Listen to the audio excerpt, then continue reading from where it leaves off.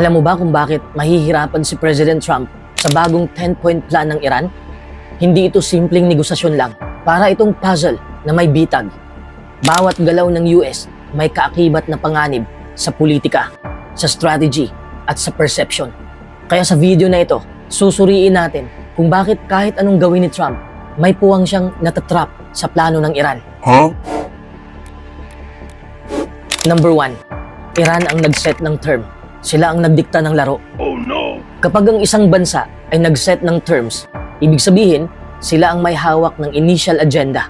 At sila ang unang naglalagay ng frame kung paano dapat tumingin ang mundo sa buong usapan. Natatandaan niyo pa ba noong naglabas ang US ng 15-point plan? Pero, nireject ng Iran yon dahil ayaw ng Iran na matrap sa demands ng US. At ngayon, binaliktad ng Iran ang negotiation table. Oh no! Sa normal na peace negotiation o ceasefire talks, kadalasan, parehong panig ang naglalabas ng kanilang mga proposals at saka nagbabalanse sa middle ground. Wow! Pero dito, ang Iran na ang naglabas ng listahan ng gustong mga kondisyon, hindi ang US. At malaki ang epekto nun. Dahil una, sa pamamagitan ng paglalabas ng 10-point plan nila, inilagay ng Iran ang kanilang strategic goals sa gitna ng usapan, tulad ng pag-alis ng sanctions, pagpapanatili ng control sa Strait of Hormuz, at pagkilala sa karapatang mag-enrich ng uranium. Ito ay mga bagay na matagal na pinagtatalunan sa pagitan ng US at Iran. Oh no! At hindi basta-bastang makakamit ng US ang goal nila kung ito ay tutuparin nila. Sa classic negotiation theory, kapag ikaw ang unang nagtanong at naglagay ng mga terms, nag-decode ka agad kung ano ang importanteng priorities ng kalaban mo at kung ano ang hindi mo kayang i-give up. Sa kaso ng Iran, makikita agad ng US na ang mga demands ay lumalayo sa karaniwang short-term ceasefire at patungo sa isang mas malalim na pagbabago sa geopolitical balance. Halimbawa, ang claim ng Iran na dapat manatili silang may pangunahing papel sa kontrol ng Strait of Hormuz ay hindi lang technical detail.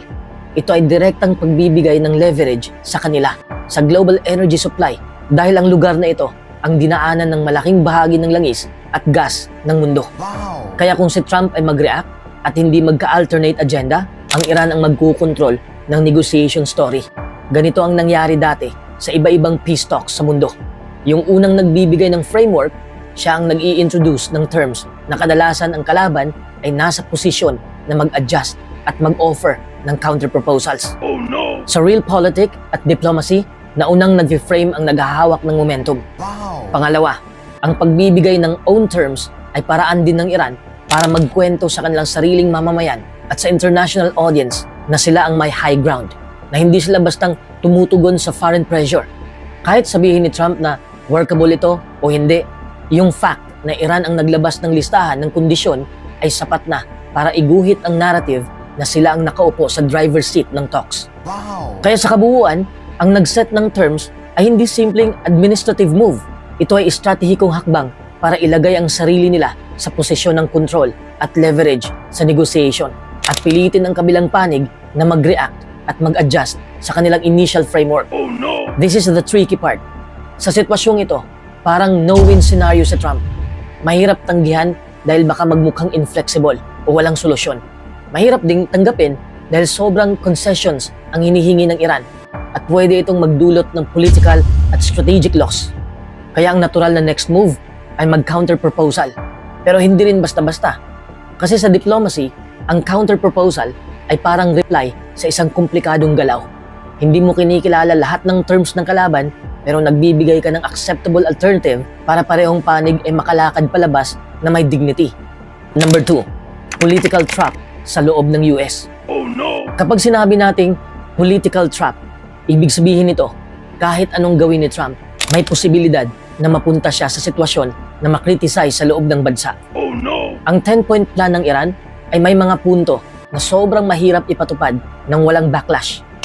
Halimbawa, hinihingi ng Iran ang pag-alis ng US troops sa Middle East at ang pag-lift ng sanctions na matagal nang ipinataw ng US. Kung tatanggapin ni Trump ito, maraming American politicians at media outlets ang agad na magsasabi na si Trump ay nag-concede sa foreign pressure na maaaring makasira sa political credibility niya. Kapag hindi naman niya tinanggap ang 10-point plan ng Iran, agad siyang ma-expose sa dalawang klase ng pressure. Huh? Unang pressure, international perception.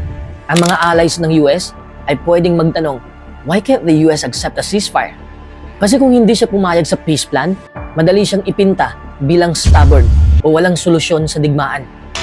Maiisip ng mga bansa na ang US ay nagpapahaba lang ng digmaan kahit may opportunity na sana para sa kapayapaan. Pangalawang pressure, may domestic backlash din. Ang mga voters na pagod na sa giyera at gusto ng safety sa Middle East at stable energy prices ay pwedeng magtanong, why is Trump letting tensions continue? Kahit mga kritiko sa Congress na dati nagsasabi na masyadong soft si Trump sa foreign policy, pwede rin siyang batikusin na hindi nagawa ang lahat para makaiwas sa digmaan. Oh no! Para lang itong may dalawang pinto sa harap mo. Sa isang pinto, may sign na take risk and face criticism at home. Sa kabilang pinto naman, may sign na play safe and face criticism abroad. Kahit anong piliin mo, may negative perception. Kaya kahit umayaw si Trump, hindi siya totally safe. Oh no! Sa mata ng Iran, pwede itong makita bilang weakness at leverage para mas lalo nilang i-push ang sarili nilang agenda. Huh? Sa mata ng US public at allies, pwede rin itong magmukhang hindi decisive o ineffective leadership. Oh no! Kaya kahit gusto ni Trump na seal the deal at magkaroon ng ceasefire, nasa gitna siya ng isang political tightrope. Kung lalampasan niya ang demands ng Iran, baka masira ang strategic relations. Oh no! Kung susundin naman niya ang plan ng Iran, baka sabihin siya ay na-trap sa domestic politics. Number 3, strategic trap ito sa rehiyon. Oh no! Ang strategic trap ay nangyayari kapag ang isang hakbang sa negotiation ay hindi lang basta makakaapekto sa deal mismo, kundi magbibigay ng long-term advantage sa kabilang panig. Sa kaso ng Iran, maraming puntos sa 10-point plan ang naglalagay sa kanila sa posisyon ng leverage. Wow! Halimbawa, hinihingi ng Iran ang kontrol o pangunahing papel sa Strait of Hormuz. Kahit pansamantala, ito ay nagpapalakas sa Iran sa rehiyon at nagpapahina naman sa strategic influence ng US. Oh no! Bukod dito, may ibang points sa plan ng Iran na nagpupromote ng narrative advantage para sa Iran. Kung pumayag si Trump sa mga terms, makakagamit ang Iran ng mga agreement na parang trophy sa kanilang domestic audience at international allies. Wow! Ibig sabihin, sila ang pwedeng magsabi sa mundo na we set the rules, we dictated how peace looks like, the US had to follow our terms. Kahit technically may ceasefire, sa strategic perception, Iran ang mukhang panalo. Wow! Ang strategic trap na ito ay hindi lang tungkol sa physical presence o military power. Ito ay tungkol sa long-term positioning at influence.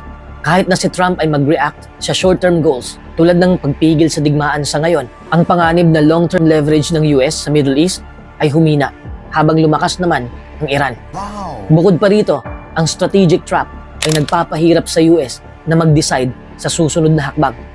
Bawat galaw ni Trump ay kailangang ibalanse ang short-term tactical wins at long-term regional influence. Kahit gusto niyang makuha ang ceasefire, ang bawat concession ay may cost sa geopolitical leverage. At kaya nga tinatawag itong trap kasi lahat ng options niya ay may downside sa rehiyon. Number 4, timing at perception trap.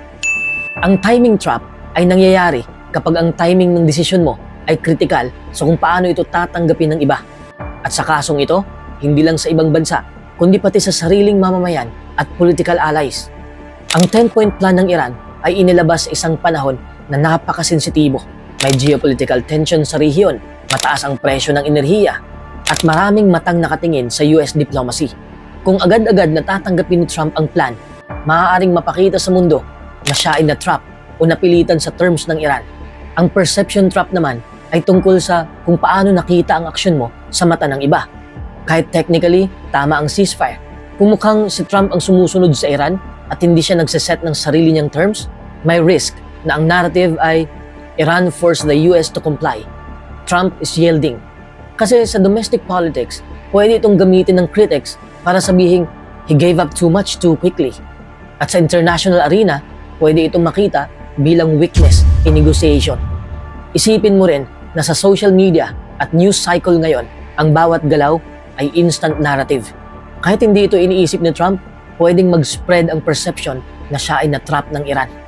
At kapag ganito ang narrative, mahirap itong baliktarin. Oh no! Kaya sa kabuuan, ang timing at perception trap ay nagtutulak sa kanya na maging cautious at hesitant kahit gusto niyang tapusin ang conflict. Ang lahat ng galaw niya ay subject sa interpretation ng mundo at sa narrative na nakabalangkas ng Iran sa unang hakbang. Ang nangyari sa 10-point plan ng Iran ay paalala lang na sa geopolitics, hindi laging madali ang magdesisyon. Kahit powerful ang isang leader, may mga sitwasyon na parang trap na. Oh no! Bawat galaw, may kaakibat na risk. Kung gusto mong mas maintindihan pa ang mga ganitong global moves at paano ito nakakaapekto sa atin, huwag kalimutang i-like ang video na ito. Mag-subscribe sa YouTube channel at mag-follow ka na rin sa Facebook page natin para updated ka sa mga susunod nating analysis. At syempre, gusto ko ring marinig ang opinion mo. Sa tingin mo ba, pwede talagang lumusot si Trump sa 10-point plan na ito? O talagang trap na siya? Comment down below at pag-usapan natin.